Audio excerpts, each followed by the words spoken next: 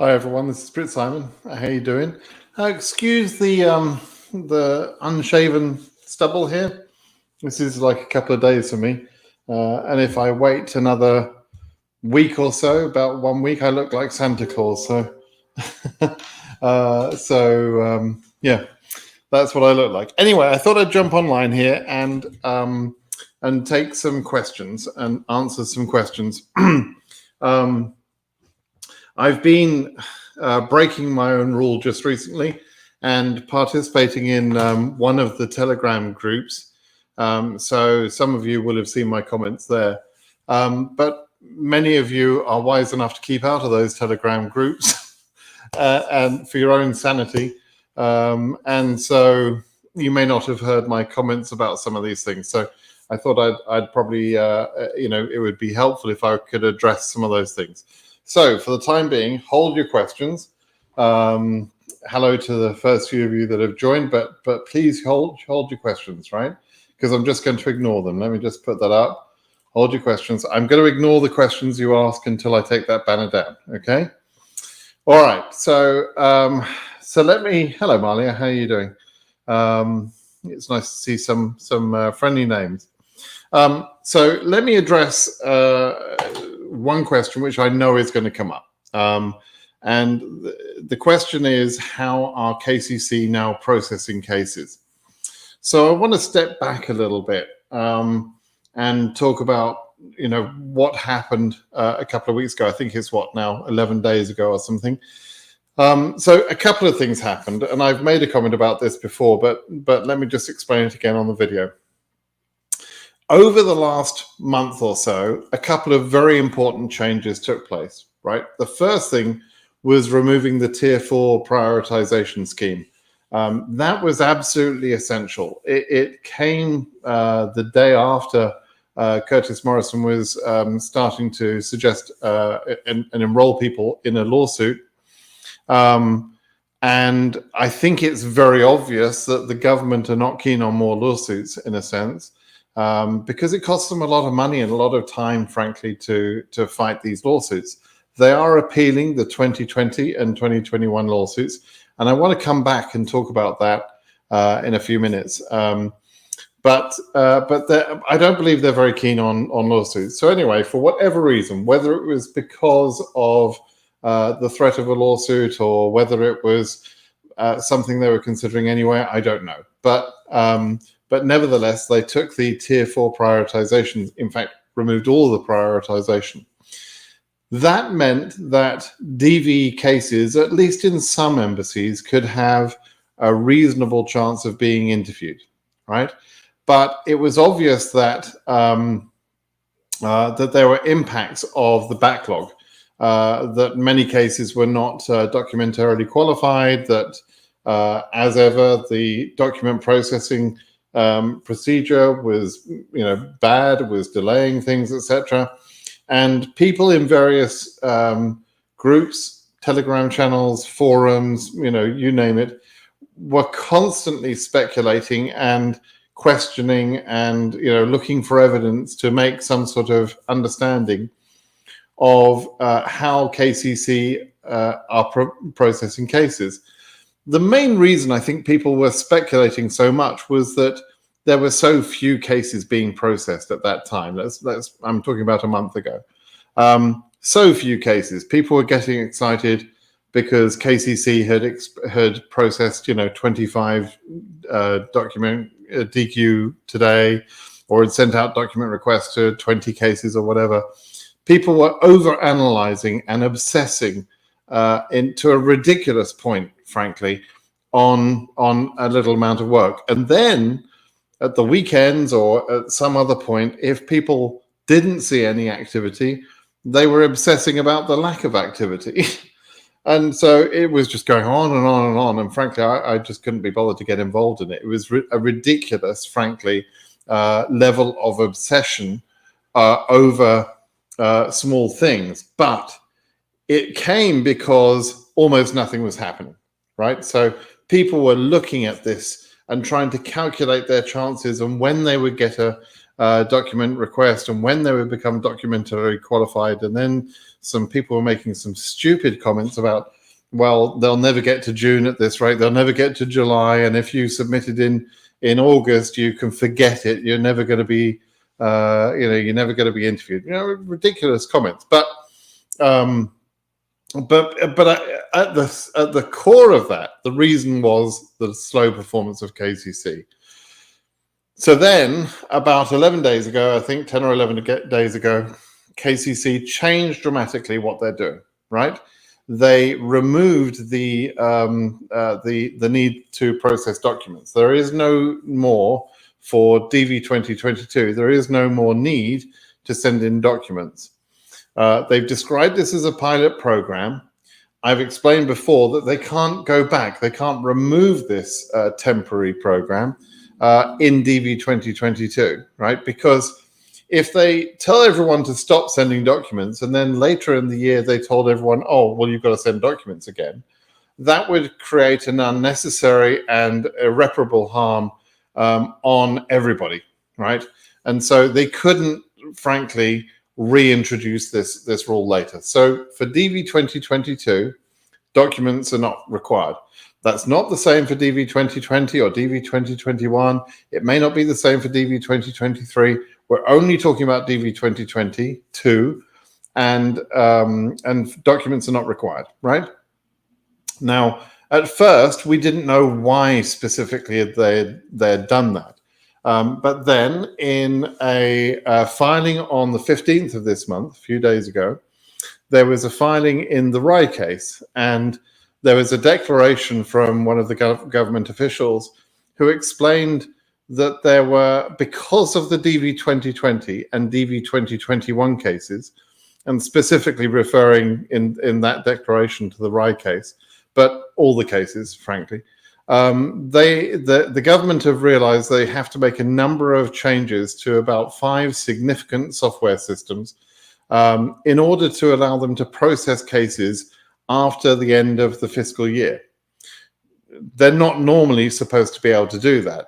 There's some nuance to that statement. I've explained before that it is normal practice for them to issue visas after the end of the year in the first few days of October. Because if you interview on September 30th, you're not going to have your visa printed up on September 30th. It will come to you a few days later. But nevertheless, I understand their point. Generally speaking, that all of the cases have a certain amount of control about the date, and whether it's the ESC page, whether it's there's a system called IVAMS. There are a number of systems that they use to control the scheduling, control the issuance of visas, and all of those systems need reprogramming because of the lawsuits, right? Okay, so because of that, and because of the estimate of time that they've come up with for those reprogramming needs, they need about 4 months, the declaration said, to finish off all of the work. Now, it doesn't mean that all 5 systems will be broken for those 4 months, but it does mean that they needed to find a different way of working. And I think, frankly, they probably had to accept that their present method of working was not likely to produce a better result than we saw in 2020 or 2021. And so they were likely to get sued again. So along with having to issue visas for DV 2020 and DV 2021 and having to make all these changes, they were also going to get sued again, right? So I believe what they did, and I explained this in a recent video, I believe what they did was they said, look, we've got about 30 staff at KCC.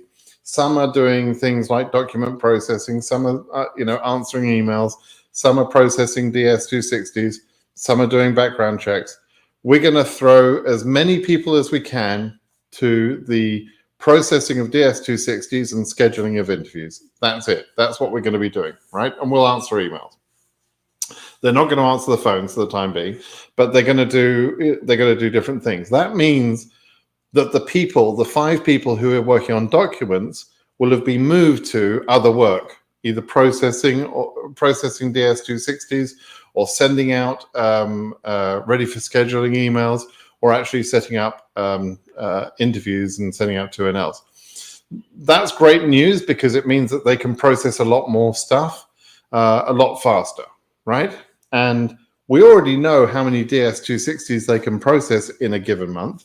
The number we've seen before has gone between 5,000 and 7,000 cases per month. Now, if they take additional resources and throw those people at that work, maybe they can get 7, 8, 10,000 cases per month. We'll have to see. But the performance change could be quite dramatic, right? So obviously, people then started to obsess about the 2NLs that they saw coming out, and there was for some time there was quite a number of cases which were clearly being scheduled based on their low case numbers, whilst there were other cases that were being scheduled based on, or not being scheduled, but receiving DR document qualified emails ready for scheduling based on the high case number but early submission. So what I'm trying to say to you is that if you ask me, are they working now on case number or on date of DS260 submission, I would have to say it's not clear which of those two they're working on, and it's more likely they're working on both of those things, right? Certainly for DS260 processing, I think that they've probably got a group of people who are working the same way they always have, which is date of submission. And they've probably taken these extra 5 people from the document processing team, and they've probably told those people to just go ahead and try and push through DS260s based on case number, because we need a lot of cases to be ready for scheduling if we're going to actually use the capacity at the embassies, right? And it's going to take them longer to schedule cases as well, because more effort, because the systems they use to schedule cases are also affected. So basically that's what I think is going on. It's a complete guess. You can guess something different if you like. I don't care. It doesn't matter. Your guess is as good as my guess. None of us really know. Okay, let's be absolutely clear about that. We can only observe what we can observe. We can try and draw a conclusion from that, but honestly, that's a waste of time.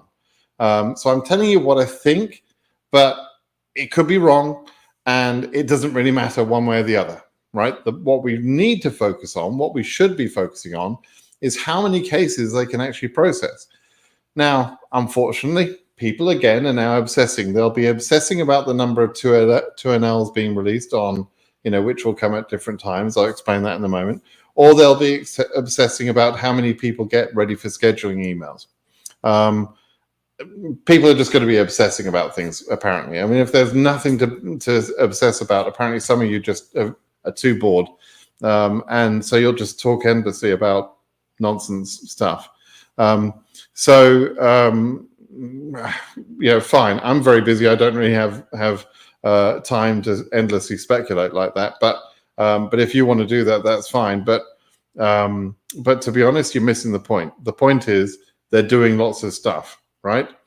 And the stuff they're doing is important work, right? It's they will be processing scheduling by case number. You can't get I was about to say, you can't get scheduled for interview without your case number being current. That technically is an accurate statement, but we did see a few cases that were scheduled for interview in January, but were not yet current. That's a pure mistake, and those cases will probably be rescheduled, or if they do actually go for interview, they'll actually be put on AP while their cases are being, before they become current. So that's the reality is cases are scheduled in case number order in normal times. That's how they should work. But given the two big changes, the Tier 4 and the document processing thing just recently, and given that they're reorganizing all of their work, don't expect things to be normal or predictable or logical. Don't expect that, right? Just forget anything like that, because for a few weeks at least, they're just going to be working all sorts of ways. They're going to be doing whatever they can to try and accelerate the processing and therefore accelerate the scheduling.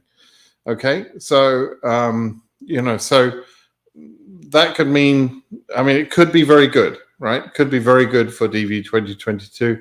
I think they've given themselves a realistic chance of avoiding being sued. Frankly, I don't think at the moment lawsuits should be started. Right now, I would just wait and see. For at least a month or two, we should just wait and see how KCC start to perform. We'll have the SEAC data at the beginning of January.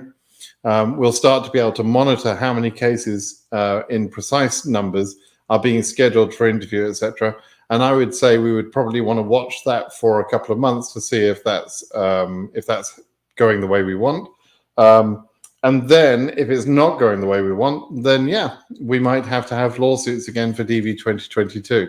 But if the government can get to a place where they can issue something like 40,000 visas, let's say, it would be very difficult to sue them. It's very difficult to say they have not done the right stuff if they've made a really good attempt, right?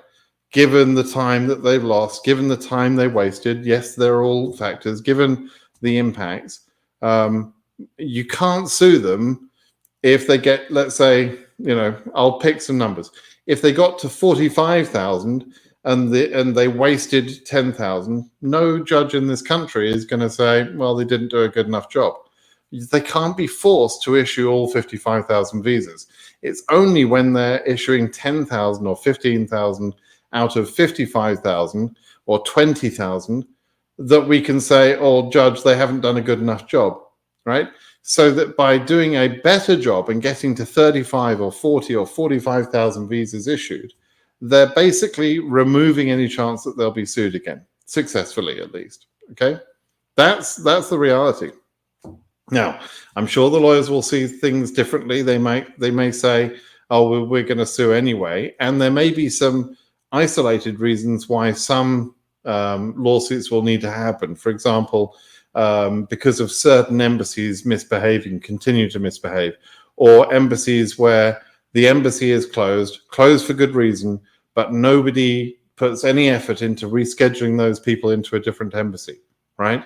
So, embassies that are closed for good reason include, for example, Afghanistan.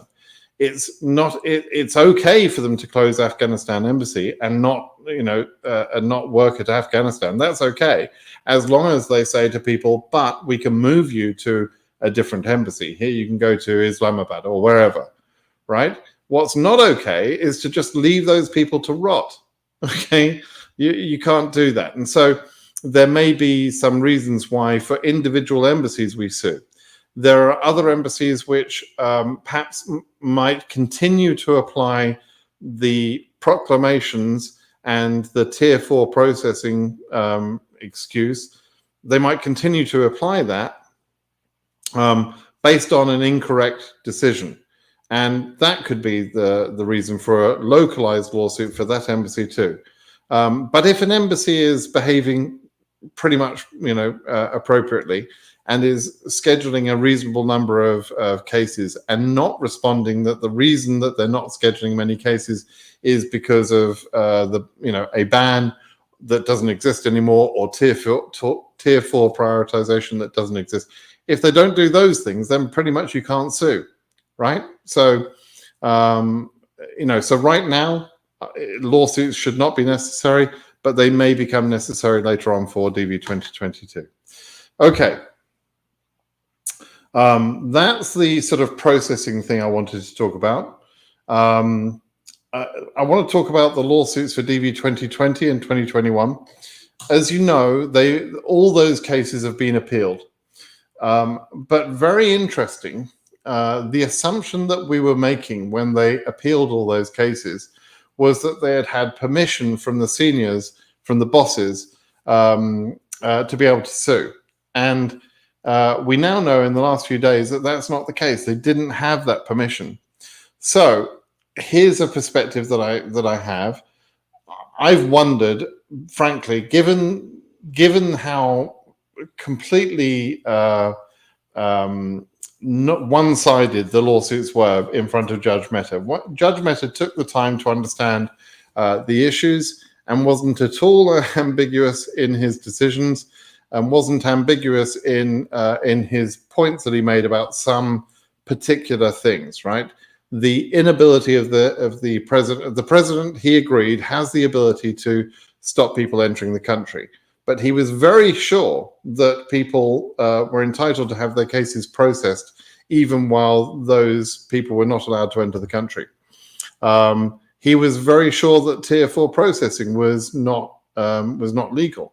And so some of the things that affected people in DV 2020 and 2021, he's been Judge Mehta was very clear about, and the government had, frankly, no arguments for. So the basis of their appeal is kind of interesting. I think what they're trying to protect is that presidential power. That's one thing. And also the fiscal year, the boundary of the fiscal year. They didn't want to have to do anything, but they're doing that work now. The government are doing that systematic re-engineering to fix their processes to be able to cope with issuing visas after the end of the year. That's happening. So if they didn't get permission, but they appealed. Why did they appeal? Well, in almost every case, they appealed just before the deadline. And so if you're the lawyer sitting there, you can, and you're asking for permission to sue, you might say, look, I can start the appeal. They're not asking for permission to sue, they're asking for permission to appeal. I can start the appeal, and if my boss says later I can't appeal, then I'll just withdraw the appeal. So we could have that happen, because all of the appeals were lodged literally a day or two before the appeals process window disappeared. Right, so it could be that all of these appeals just magically disappear at some later point if they don't get permission to sue. And why wouldn't they get permission to sue? Well, the argument that about the presidential power is won and lost, and the work that's being done that is to do with the fiscal year is being done anyway. And so if I were the boss in charge of that, I'd probably look at that and say, why are we doing this? These people were unfairly affected by COVID. They were unfairly affected by Trump's ban that Biden and others said was illegal and removed straight away.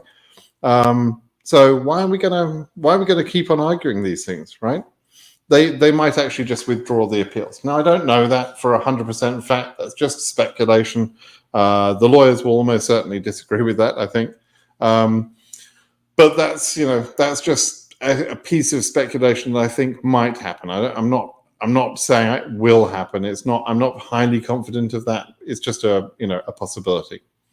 Okay, so that's the lawsuits. Now, I've seen some odd questions like, because they're working on these systems for 4 months, does that mean they won't work on DV 2022? No, it doesn't mean that at all. What we saw in removing the document procedure was an honest, good faith attempt at actually doing as much of the work as possible while this reprogramming goes on, right? So no, they're not trying to pause DV 2022. Quite the opposite. They're trying to get DV 2022 going. Will there be ongoing system problems, and will those systems have impacts? Yes, they will. The ESC page, the entrance status check page, is broken. It's probably one of those, it is one of the systems that they have to fix. Whether they broke it because of that reason or not, I don't know, but it's likely. And so, we could see some sort of impact from that. That will be a frustration for people that get a 2NL letter. They'll not be able to get their date very easily. So there may have to be some other procedure put in place about that, perhaps an email from the embassy or something like that. We'll have to wait and see what happens there. And then, is DV 2020 and 2021 going to be issued, and will there be an impact of those cases to DV 2022? We'll have to wait and see on all of that. The appeals process could take a long time. So unless they withdraw the appeals, as I suspect they might, there may be additional impact, and that might take capacity, which could affect DV 2022. But we just have to wait and see. If you're about to now whine like a little child about DV 2022 being impacted by the lawsuits, please understand that if it were not for the lawsuits in DV 2020 and DV 2021, you would have no chance of getting your visa in DV 2022. All right, DV 2022 was on course to be a disaster, and the only thing that is fixing that is the lawsuits, frankly. So, there is an impact, a positive impact. There's been a negative impact too. There was 3 or 4 months of work lost because they switched to DV 2021 processing. But they weren't going to schedule interviews anyway. So, it's obvious that DV 2022 is going to be a mess. And specifically, this document procedure, which has been in place for about 4 years now, that has the ability to totally screw up years. It did before. It has before. And so it would have screwed up even by itself, even without Tier 4. The document procedure would have screwed up DV 2022. It would have made a very frustrating experience.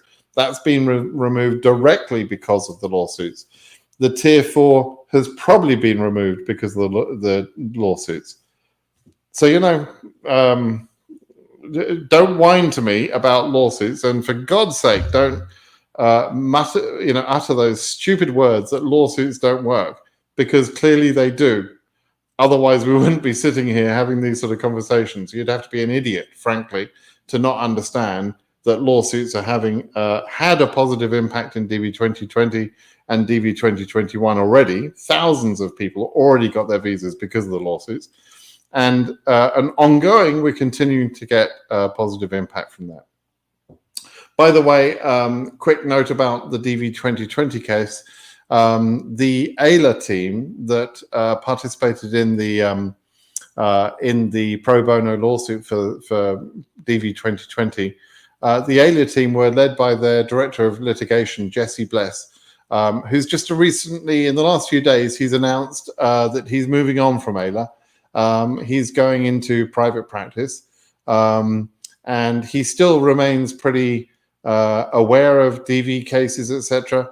But many of you are assuming that all lawsuits should be free, and the AILA should always be the ones doing it. They did one pro bono case that affected the DV case. The Gomez case was pro bono, and it covered everyone. It was awesome, but it was subsidized or funded or assisted by a couple of large private law firms who had interest in other areas other than DV. And so it's unlikely that we would see large pro bono cases happening like that again. It costs hundreds of thousands of dollars for a lawyer to get educated in America. It's a lucrative job. Why some of you expect lawyers to work for free is beyond me. But I work for free on this. I don't know why I do it sometimes, but I have a day job that pays my bills, right? So you should not expect lawyers to work for free, just FYI. But anyway, I wish Jesse Bless all the best in his future endeavors. I hope he's going to do very well, and I'm pretty sure it's not the last we've heard from Jesse on DV cases. Okay, so that's what I wanted to cover. What else? Oh, what do I expect for the next few days? I'm trying to answer as many questions as I think I'm going to get in a moment. The 2NLs will be released over the next few days. Right now, in a week's time, a week today is Christmas. And so there are a few working days this week where we'll get some activity, and we'll get some 2NLs released, I think, this week. We may get a few more 2NLs released in between Christmas Day, which is December 25th, and New Year's.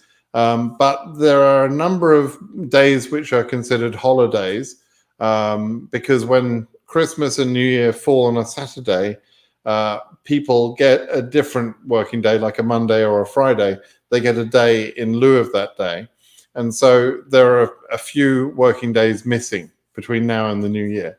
I think KCC will return to work on probably the 4th of January. They may send some 2NLs in the very early days of January, but mostly I'm expecting that to happen before the end of December. But we'll see. Nothing is going to be quite normal for the time being. Okay, and then another thing was just to explain about DS260 processing. What has happened in terms of the documentarily qualified status? Don't get confused with the word document in documentarily qualified. The document that that they can choose to mean could be just the DS260. And so technically, when we talk about is a case documentarily qualified, the rules to become documentarily qualified have just changed. But nevertheless, it is still a status which is important. And so now it's only about DS260 submission and possibly DS260 processing. We don't quite know whether, how much processing they're doing. But it's only to do with the DS260 now. But don't misunderstand. It still means that at some point you become DQ, okay? So you'll get an email that will say you're ready for scheduling. That email is a DQ status that you'll receive, okay? And you can't be interviewed unless they DQ a case. What they can do is change the way they DQ a case, right? And we've seen them do that in emergency reasons in the past, and that's basically what they've done right now. That's what we've seen. Okay. Okay, let's see. So I've got a few questions here. I've got a ton of questions here. I'm going to scroll back just a few. And so if you asked questions a few minutes ago while I was talking, you'll need to repeat your question. If you repeat your question over and over again, I'm going to be pissed off with you and I'm not going to answer your question, right? Don't spam. That's annoying for everybody. And it's especially annoying for me because it means all the messages shoot past and I lose the track. Okay, so which kind of affidavit of support is used for DV program? It is only 100% of the time the I-134. The I-864 is used in other cases, non-DV cases. It used to be, some years ago, the I-134 was the only form available, and it was challenged in court, and it was found to be non-enforceable. And so they introduced a new form, I-864, and so for family-based cases and other cases, you use an I-864. In DV cases, you use I-134, okay? It is not legally enforceable, according to the government themselves, right? And so it doesn't actually create an obligation. It says on the form, I know, it says on the form that it creates an obligation on the supporter. It actually doesn't, not a legally enforceable obligation. And some embassies and some COs will still be asking for that. And no, it wasn't removed because of Trump's law being attacked. That's a different part of public charge. You still need to prepare it for some cases. So in answer to your question, Joseph, I-134, 100%. You're born in, this is from born in Saudi Arabia, but have an Egyptian nationality. So I have an AS number because you've got an AS number because you were born in Saudi Arabia and you correctly entered Saudi Arabia as your place of birth. Well done. You're interviewing Cairo, Egypt. Will this affect my chance of being interviewed? It doesn't have anything to do with your chances of being interviewed. You're scheduled according to the Asia visa bulletin. Your number, though, is Asia 20,000, which is quite high. So, so in answer to your question, does it affect when you're scheduled? Yeah, it means you're going to wait a long time. And you may be too high. We'll have to wait and see. I'm not going to try and predict whether your number is too high or not. I don't know where the cutoff will be. I think there will be cutoffs in at least some of the regions this year, but I don't know where those cutoffs will be. And so you'll just need to wait and see. We'll have a little bit more information, not a complete answer, but a bit more information when we have the SEAC data. We'll know how many cases exactly are in front of you, and we can work out some things from that. Okay. Jenny is asking about Frankfurt. Already asked on November, KCC said DS-260 has been processed and they're processing documents. When do you think I get an interview? I don't know. I can't answer individual cases like this and try and predict, when you're going to get a documentarily qualified thing, when you're going to get an interview. I don't know. Okay, I'm just going to say each time I don't know. I've done that one. For Venezuelans who interview in Bogota, Colombia, is it necessary to have documents translated? No, they speak. Venezuelans, some of my family members who are from Spain would say Venezuelans don't speak very good Spanish, and neither do they in Colombia. But nevertheless, it's Spanish in both places. So why would you need to have documents translated there in Spanish? It's always useful if you want to translate documents to English. But if the local language of the embassy where you're interviewing is the same as the documents you're presenting, then you can present them in that language, which is, in both those cases, it's Spanish, right? Transparent Canada says, "Hi, sir. My host asked when she can get the affidavit of support."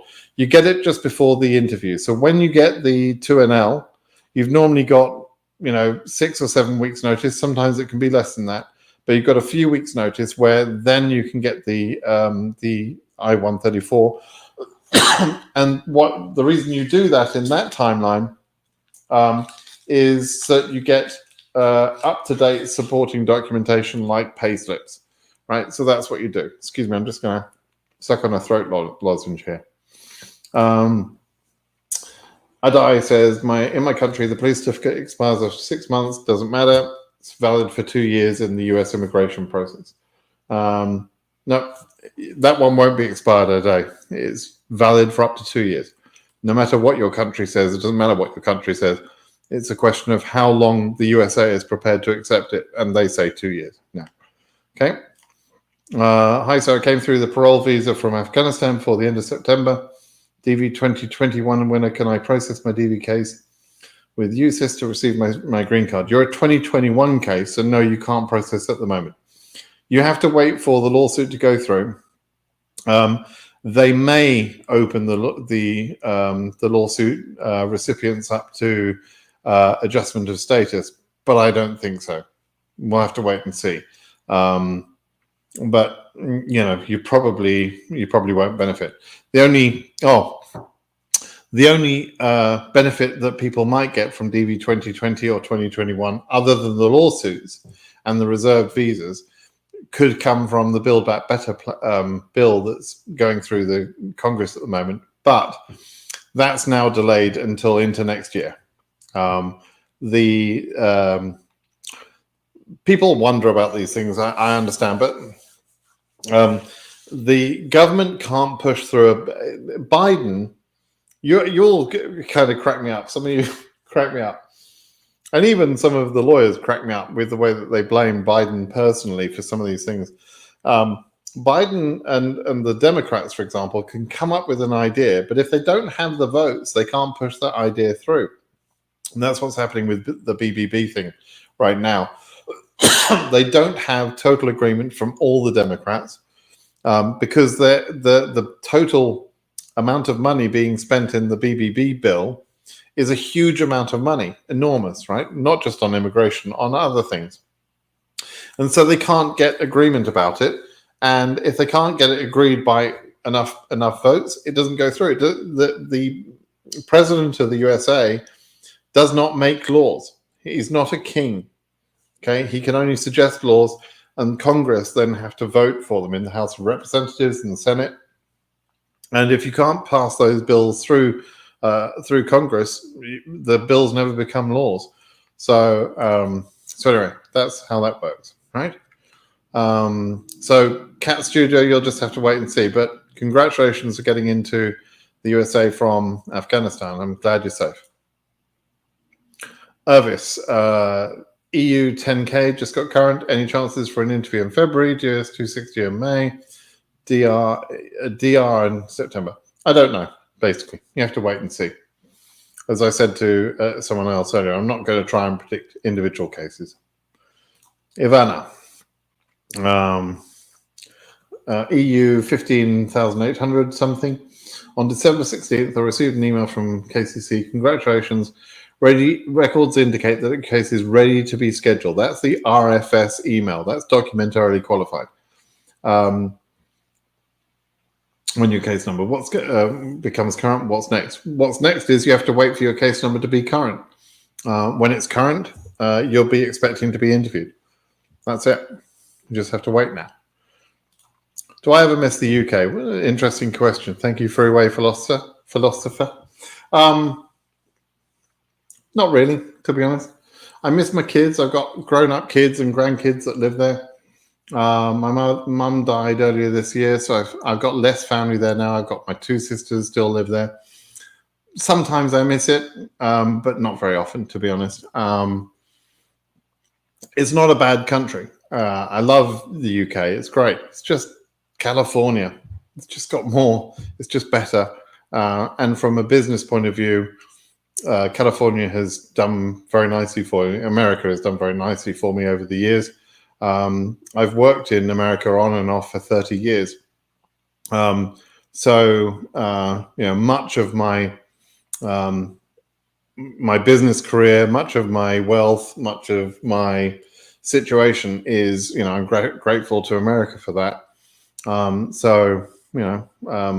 I don't miss England that much, but it's a 10-hour flight away. It's not a big deal.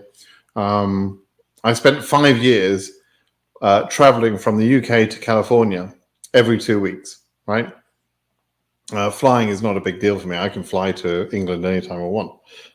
So do I miss it? Not really.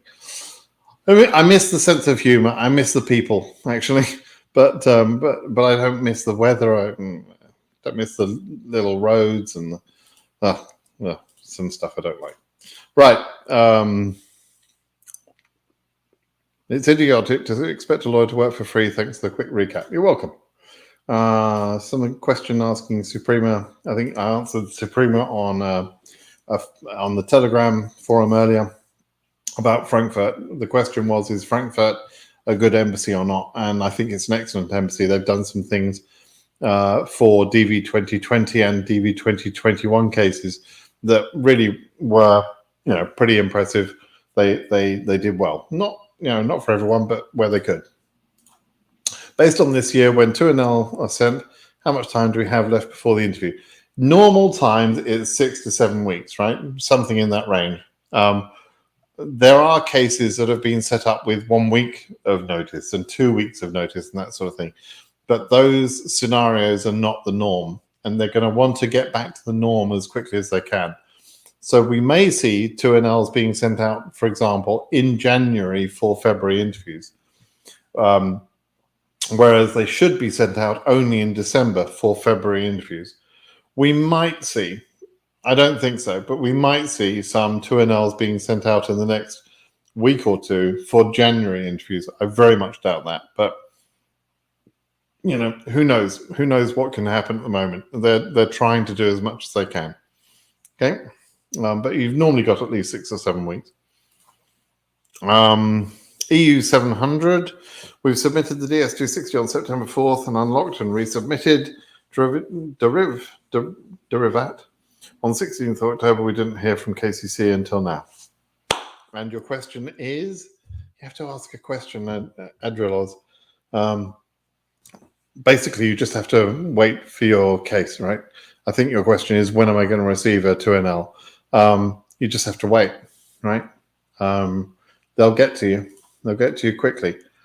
Tom, so glad to see you again. I'm AS Asia, 14,000 from Indonesia. My wife is primary applicant, so I'm just a derivative. We live in... Were you about to ask a question? Tom, I don't have the rest of your question here. I'll look for it in a moment. Yusuf says, can you explain to us how the Senate parliamentarians' decision on BBB package will impact 2020 and 2021? It's not only about the parliamentarians, it's about the support for the BBB package. We'll have to wait and see, frankly. I don't like trying to predict what the politicians are going to do. It's trading. It's a negotiation between between the people. That, you know, it's just a constant. It's very complex. So if you're interested in politics, it's worth reading some stuff about that, and watching some videos about that, etc. But it's complex. It's a horse trading sort of thing. So we'll have to wait and see. Until the BBB goes through, just ignore it. It's not real until it's real. Okay. Answered you earlier, Elvis. Answered this question earlier from IB. Jenny, stop repeating the same question. Silly Rossi. I don't think you're silly. You may be silly. I don't know. Let's see your question.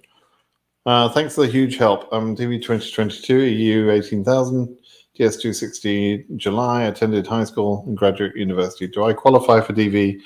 When to expect the interview? When to expect the interview? I don't know. Later. Do you qualify for DV? Probably. You attended high school part-time. I don't know. So there is a requirement that the education you receive up until high school, US high school equivalent, it's not necessarily called high school in your country, but it's the equivalent of a USA high school. And the course of education should be a formal course of education. So I don't know. Try not to emphasize that in your interview, that you went part-time, right? I mean, to be honest, school is part-time anyway. My kid finishes school at 2:30 in the afternoon. That's part-time for me, thank you. So, you know, I don't know what you mean by part-time. But anyway, there you go. Don't emphasize that in your interview. Just you passed high school, you graduated and went to university. That's it. From Ethiopia, not working on DV case, is there any preconditions to change location? You don't have to be a resident of a new location, particularly in those countries where the embassies are closed or, you know, pretty much closed. You don't have to be. There are some countries and therefore some embassies that are not allowing travel, right? So, but if you can get scheduled at another embassy, as long as you can travel to that embassy, and as long as you can be in that country for at least a week or so before the interview, and probably a couple of weeks after, then that's okay. You don't need to have residence in that country normally. Some embassies are a bit picky, but not normally, right? Is there a lot of people now in DV 2020 who are getting 2NL since they removed the document procedure? Yes. They sent out a bunch of 2NLs the other day. Yes. Is it still slow? How are 2NLs being received now since the entrance status check is down?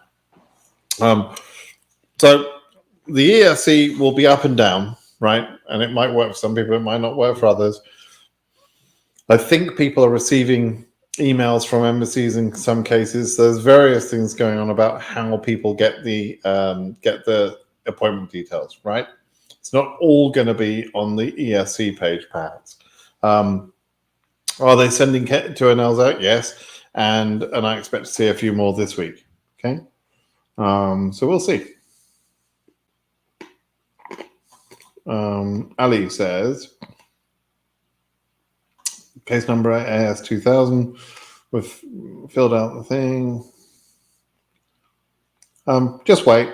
Again, like I was saying at the beginning of the video here, there's chaos at KCC. It's good chaos. They're trying to do things, but don't, you know, I don't know how to explain this, but sometimes you just have to wait, right? Sometimes you just have to be patient. There are 9 months left of processing, more than 9 months, right? Why the hell do you need to get yourself all worked up and all upset because they're not doing what you want them to do today, right?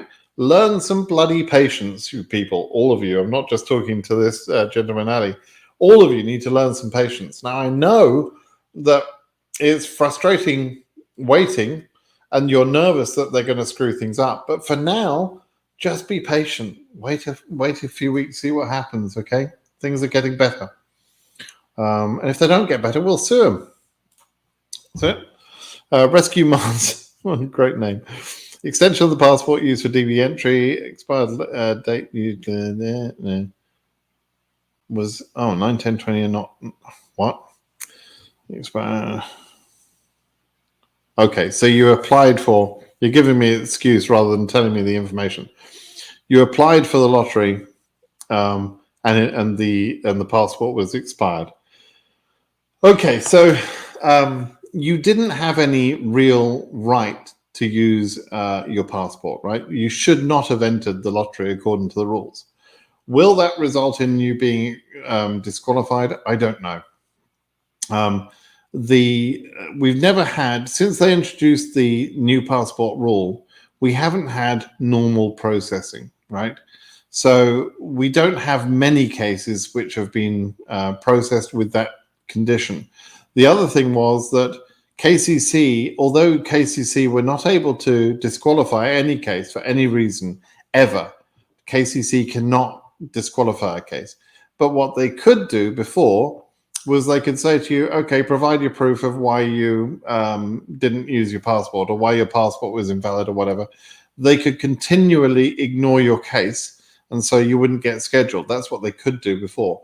Now that won't happen. You will be scheduled, but you'll have a chance to sit in front of the CEO and explain why you made this mistake. And for God's sake, don't blame some stupid thing. Take responsibility for what you did. If you're going to stick with the story that you thought it was going to expire in 2021, I mean, that just seems stupid, to be honest with you. But if you want to stick with that story, fine, stick with that story. But you know, you'll have to see whether the CEO is going to be lenient or not. Up to now, I've not heard of a single case disqualified for that reason. But as I say, I think that's because not many cases have been interviewed with that situation. Okay, so you have to see. Any idea why Asia is oddly quiet? I think you mean quiet this year. I don't know. Is it something in the rice? I don't know. Why? What do you mean? What is Asia quiet? You know, Asia is oddly quiet. I assume you're talking about there's not much activity. On what? On what are you basing that? You know, for 10 days now, we've been working on a different system. Just relax and be patient. Okay. Ivana, I've already spoken about. Somebody else says, why is Asia slow? Everywhere was slow up until 10 days ago. Just relax. Take your time. So Freeway Philosopher is the guy that asked me about UK.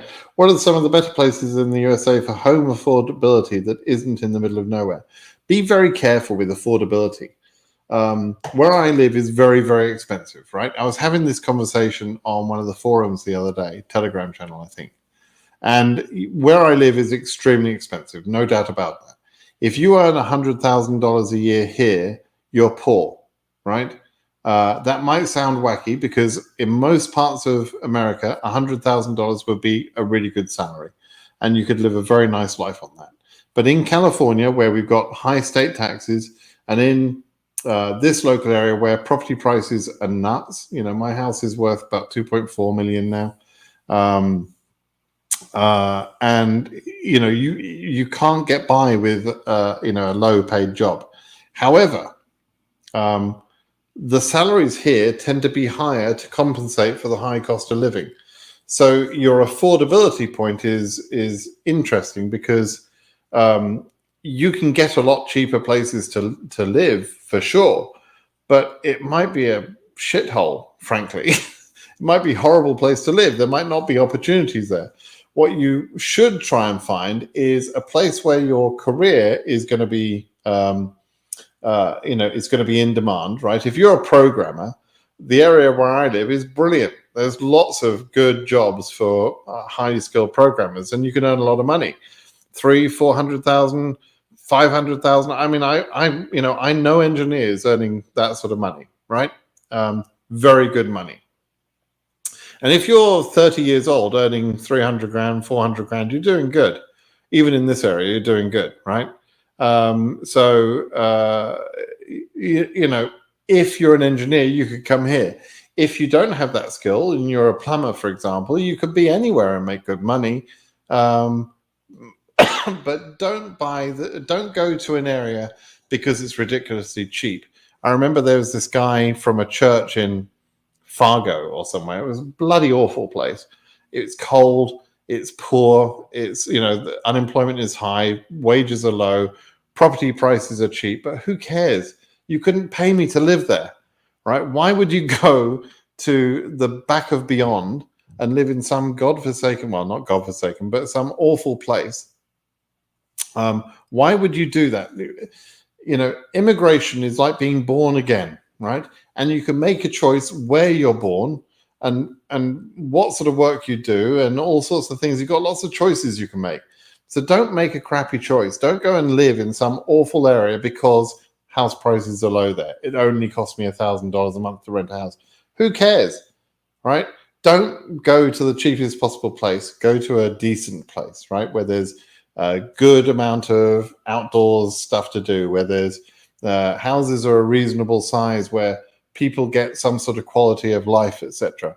Or if you're in finance, for example, go to New York. If you're in software, come to Silicon Valley. They do software elsewhere in the country, but this is the place where everything happens, right? This is, where you want to be. So, so decide that carefully. I'm sorry to dodge your question a little bit. I'm sure you're asking for specific places, but, there's lots of good places, and you can use sites like areavibes.com to get an assessment of what a place is like. Look at the unemployment, look at the cost of living, look at the cost of rentals, house rentals, and house purchase, and try and figure out where the salary is going to be a reasonable level, the standard of life is going to be nice. It doesn't have to be California. There's loads of good places to live in the States, loads of good places, but there are a bunch of really bad areas too. Don't go to somewhere where, for example, if you're coming from Africa, if you've got dark skin, don't go to some place where they either are anti-black or anti-immigrant, right? Why would you do that to yourself? Go to a place which is a bit more cosmopolitan, which is a bit more accepting, right? For example, if you go to Texas, Austin in Texas is a great place to live. It's got technology jobs, it's got all sorts of things. Weather's pretty good, standard of living's pretty good. But go to Dallas or Houston, you're going to find a different reaction if you're African, for example. Why would you do that? Use your common sense a little bit. Okay.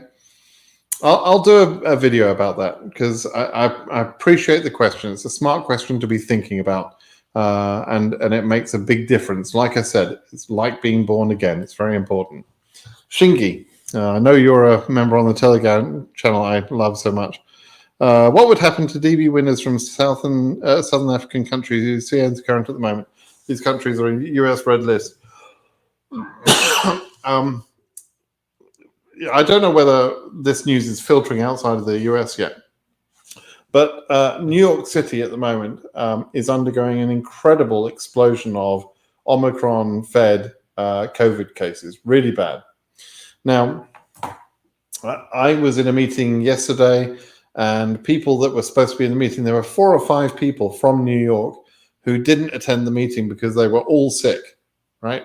And, a lot of people are getting sick right now through Omicron COVID. So I can well imagine that we're going to go through some travel control situations because of COVID again over the next few months. I think, according to some reports, Omicron is very transmissible, but doesn't have a high mortality rate. That might change, but nevertheless, the sickness that you get from COVID is not fun. So, they may well impose restrictions, and you may see embassies going into lockdown. You may see areas go into lockdown. We'll have to wait and see. I don't know quite what will happen, Shingi, but we'll have to see. The staff at an embassy cannot or will not be made to work if they feel like their health is in danger. So, we'll have to wait and see what happens. It could affect everybody. Okay. Let's see, Luca, how you doing? Yeah, Cara Osterberg is in trouble. That's true. So she didn't give them permission. That's interesting, isn't it, Luca? BBB pushed 2022 lawsuit status. We'll see. Yep, good assessments all round. Great picture of you, by the way, Luca. Very, very flattering. But yeah, I think you're probably thinking the way I'm thinking. They didn't have permission for the appeals. They issued the appeals just before the deadline. It smacks to me like they're gonna, that someone's gonna say, you probably shouldn't have done that. But I understand why they would do it, because if they miss the deadline, there's no chance. You don't want to lose your opportunity, so you put in the appeal knowing you can withdraw it later. Maybe that's what's going to happen. We'll see. Carlos, on the Telegram global group, there's a Simon Britton answering questions. Is that really you? Yes, it's really me. Can't you tell? Can't you tell from the answers? Number one, they're good answers, obviously. But number two, can't you tell my sense of humor?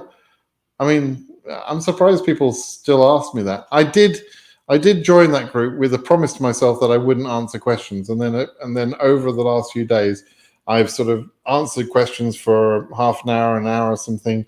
Got into a couple of mini arguments with people that are just morons, and then I pull away again, mostly because I'm so busy. I like forums because it's interactive, but I don't like forums where any idiot in the world is equivalent to you, and some idiot with no clue of anything in this world thinks he's equivalent to my opinion, for example. Or I'm nearly 60 years old. I've lived. I understand this process. I'm successful. I've got quite a few. I've lived in different countries. I speak different languages, etc. There's a lot of advantages I've got. And some kid of 19 years old wants to pretend like his opinion is equivalent to mine. Come on. That is the frustrating thing with Telegram groups. And then that little 19-year-old kid who literally is waiting for his daddy to win the lottery, that kid is telling everybody everything and just winding everyone up, and everyone's getting worked up because you can't tell from the voices who knows something and who doesn't know something. And so it's frustrating. There is a reason there's a reason I started a blog called Brit Simon Says. I wanted it to be what I say, not what every moron in town says. Amazing. Excuse me. Okay, this is hilarious. Vladimir thinks he's being very clever. Let's Go Brandon is a sort of a code word for saying fuck Joe Biden, and it's so clever, people. Honestly, nobody will know what I'm talking about. Well, why say it then, you idiot? If you want to say fuck Joe Biden, say fuck Joe Biden. It literally is a free country. You're allowed to say it. You're on the internet. It's free. Is that what you want to say? Then say it. And don't act like a little 6-year-old saying, let's go Brandon, right? It's pathetic. I don't know why Republicans and these Trumpies, what a bunch of morons, right? So if that's your perspective, if you're one of those morons that prefers Trump and Putin, lovely, go ahead, be my guest. But what's with the little games and like you're being clever? You're absolutely not. It's such morons, honestly. These people, it's just amazing. Vladimir, let me know why you think that's being clever. As if any of us are bothered. I'm not bothered. I had someone on one of the groups the other day. He got upset because I said I made some sort of joke about him drinking, or his dad drinking, or something. I don't know. And he's a Muslim. And he thinks I care that he's a Muslim, that he's not allowed to drink or whatever. That's his right not to drink. I am allowed to say whatever I want, right? I'm allowed to joke about whatever I want. And then at some point, he wrote something in the forum about, you try and go to America and you insult Muslims and you'll be arrested because that's illegal. That's because of freedom of speech. I'm like, what do you think freedom of speech means, you idiot? It means I'm free to say whatever I want. and particularly about political leaders, religions. It's all up for grabs, right? The little child that said, "Let's go, Brandon," he can say F Joe Biden if he wants. There's nothing wrong with that. I was very critical of Trump. I'm allowed to be. I live in a free country. I can criticize, Islam. I can criticize Christianity, Catholicism, Judaism. I can do whatever I want, right? And all of that is protected under freedom of speech. So, nutty people, nutty people. Okay, Inaya, that's my rant over, hopefully, just for another couple of minutes. Inaya Burberry, EU 11K. DS qualified DR December, sent December. What's going on? When do you think I'll get my interview schedule? I don't know. I wish I'd read the last bit first. I'm not predicting when people will get their interviews scheduled. There's a big, massive, great big change just happened to KCC. They're going to be working in really weird ways. They'll probably make some mistakes. We should just expect all of that, right? But they're trying, and that's what's important. Cherry Hill says, "Can I ask you a question, sir?" That was a question. You may not get another chance. Just ask the question. Dear. Yusuf, can you explain? Oh, I've done that. Irvis again. Come on, Irvis. What's wrong with the system of checking interviews? It's affected probably because of the work that they're doing, right? Probably. Should my host send some documents beside the I-134? Yes, Milos. Along with the I-134, which can be sent to you electronically via email, they should also scan recent payslips when they're providing the I-134, right? So as late as possible before the interview. A W-2 or 1040, which is an annual tax form, and photo ID, like a driver's license, that sort of thing. They should do those things. That's a donation, I think. Thank you, Jenny. I've seen those a few times now. Thank you. I'm from Iran. I want to change the address of the place where I intend to live in the United States. Should I unlock my DS260? Oh, no, wait, don't unlock for trivial stuff. Wait for the interview, change it at the interview. That's the best way. So, Joseph, DV 2022 winner with higher case like AF153. It's not a bad case number. Still chance to be scheduled, yes. I play with my younger sister kid, but this child has been living with me since she was 2 years old, and she's 10 years and mentally disabled. What's your advice on this? My advice is family is more important. You're not going to be able to take her. Your sister will not be able to get a visa with you in the DV lottery, right? And even once you get to America, it would take you years, many years, 10, 12, 15 years perhaps, to be in a position to actually be able to sponsor your sister. And so, can you leave if she really is mentally disabled? I'm sure you love her, and you've probably been a huge part of her life. Do you really want to leave, knowing that you can't take her? You've got to decide for yourself. I understand that might mean a hell of a sacrifice on your part, but family is more important, right? That's just the way life happens sometimes. Good luck with that decision, Joseph. Okay. Repeating my question that you asked for. Hi, Simon. Sorry if I'm repeating. DV 2021 winner, EU 31,000. Sent my docs, no to now, nothing. Guess it's the end of September. Okay, so it's all got. So your DV 2021. In any normal year, your case would be over. Once September 30th comes around, that's it. That's the end. If you were on one of the lawsuits, then there's a chance you could get one of those reserve visas. If you weren't on a lawsuit, then your only remaining chance is the BBB, this bill they're trying to push through. But that's by no means guaranteed that that's going to be approved. And it will be months from now before it is, perhaps. So you have to wait and see what happens there. Okay. I think that answers your question as well, Isaac, about DV 2021. Is it still active? It's only active for those that were part of the lawsuit. And if you were part of the lawsuits, I suspect you probably know what's going on.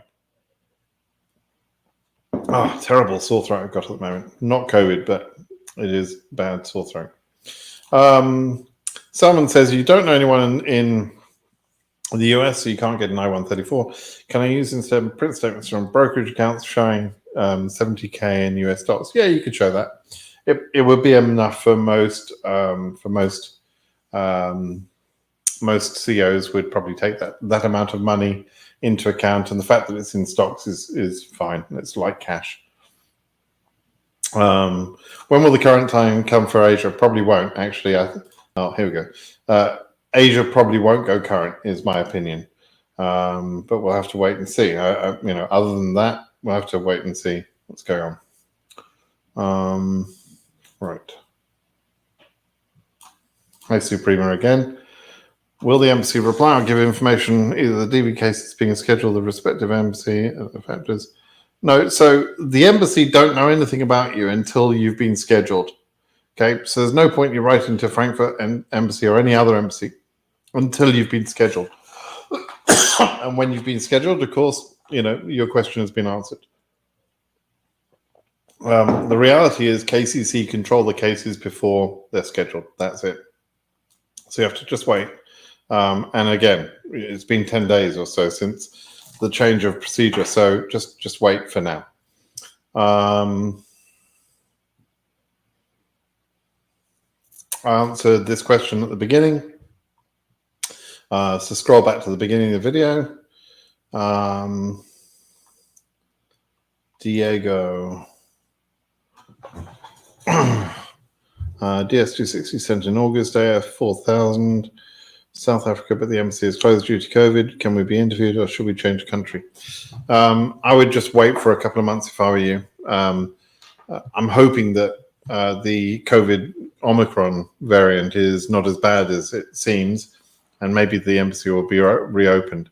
If you can travel to some other country to be interviewed, that's fine, but I think you'll probably find there are travel restrictions anyway. You'd have to go quite a distance away from South Africa. Couldn't be one of the neighboring countries because they've got the same problems. And in any case, they're going to be trying to stop people traveling from that area. So just wait for a month or two and see what happens. Okay. When you're ready to be scheduled, yeah, you just wait for the next contact from KCC, which will be the 2NL when you're current. Oh, dear me. Will there be any passport validity exemptions for DV entry? Not for the entry, really, no. Because of the lockdown, no. Not specifically. So I talked about that. I had a question on that earlier. Go back and have a look at that one.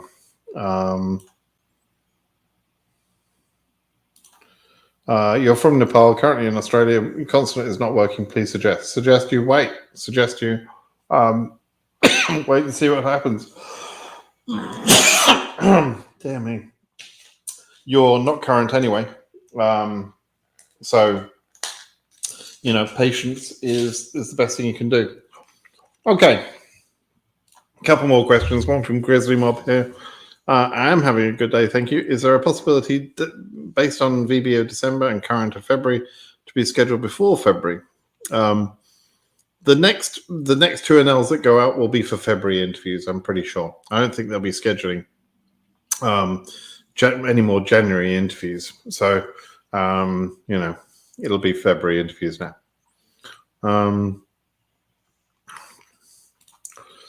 Will I make a video to talk about whether a case is safe once the data is available in January? No, I won't.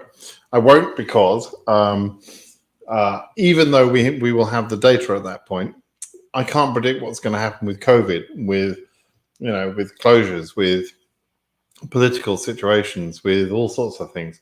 I can't really predict yet, even in a couple of weeks' time, how KCC's new working methods are going to be. So no, I'm not going to be predicting. I probably won't predict until September 30th. I'll predict exactly what's going to go on in DV 2022 on September 30th. That's my promise to you. All right. Do you like American football or rugby? Well done on spotting I'm a rugby guy. I do enjoy American football, actually, funny enough. I kind of like it in some ways, but rugby is the proper game. What else? A couple more. I said about the police certificate being valid for 2 years. Yep. Other required documents normally are not dated like that. So if you get, a marriage certificate in most countries, that's valid for the remainder of time, as is a birth certificate. They're not dated. In some cases, they need to be authenticated, notarized, that sort of thing, and those things need to happen more recently. But you can find out about your country rather than me trying to explain generically. Okay. Okay. My throat is starting to hurt quite badly, so one more question, then we'll call it a day. Let me just see if I can find a good one. I'm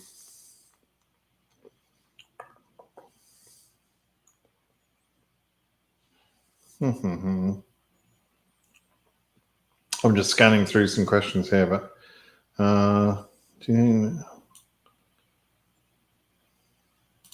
yeah, I think I touched on this earlier, but I'll answer it anyway. The new process about documentarily qualified, will it be applied to DV 2020 or 2021? We don't really know, but I think it's unlikely they'll backwards apply it to DV 2021 or 2020, because more than enough people are documentarily qualified to use all of the reserved visas. Also, the new process still qualifies people, it gets them to a DQ status, just does it in a different way and faster. So it's not that you don't have to be DQ anymore. You still do. It's just a different way of getting there, right? So no, I don't think they're going to change things. Looking back at 2021 and 2020, I don't think it's going to change for them. Okay, I'm going to call that a day. Throat's really hurting. So I'm going to call that a day, but I suppose being oh dear me. I'm going to answer this. This is an interesting one. Curtis opposed appealing matter order in Gomez because of being scared of cross appeal.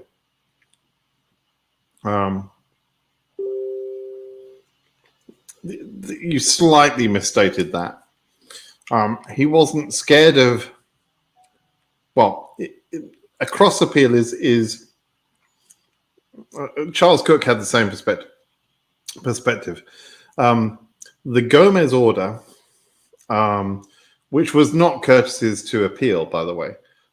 It was, all of the cases were rolled up into Gomez. So whilst Curtis had Mohammed Fong John Kennedy, he could not himself have appealed the Gomez order. It was up to the lawyers who were responsible for the Gomez order. But they didn't appeal the numbers in DV 2020 Gomez case for the same explanation that Charles Cook gave about why he didn't appeal originally on the Go case. They didn't want the cross appeal because that sort of, when you appeal, it opens up the case to being, you can get any result. So once the government had appealed, then Charles Cook did a cross appeal for the number of visas issued, because it's going to be relitigated, it's going to be re-argued, right? So at that time, you have a chance to sort of reopen the same arguments from both directions. So he's against cross appealing the government's appeal. Is it sabotage? I don't know what the hell you mean, sabotage. No, is it sabotage? Why would it be sabotage? Please, God, don't tell me you're one of those people that think the lawyers are only in it for themselves or something. I don't know. Sabotage? I don't know what you mean by sabotage, but he's against appealing the government's appeal for whatever reasons he's explained. I don't know why he thinks he shouldn't appeal. I haven't discussed it with him, but he, as the lawyer, is entitled to and required to make the best decisions he has to make, right, for his clients. That's the way it is. he's done some things which I wasn't a fan of, right? And all the lawyers will. But they are responsible for their decisions and for what they think is best. I'm not going to criticize them for that. I certainly wouldn't describe anything as sabotage. But I know quite what you mean with that anyway. All right, everybody. I'll call that a day. Thank you for joining me today. I hope that was useful.